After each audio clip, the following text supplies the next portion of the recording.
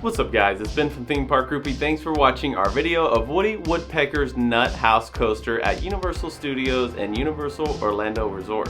This is the smallest coaster that Universal has, so it's great for the kids and it's even enjoyable for the adults, especially since it's usually only around a 5 or 10 minute wait. The most liked comment on our previous video once again comes from Prime Time Travelers. Thank you all for always commenting and always watching our videos. I really do appreciate it. The most liked comment on this video gets featured on our next. Let me know in the comments what your favorite ride is at Universal Orlando Resort, and if you did like this video, go ahead and like and subscribe. Thanks for watching Theme Park Groupie.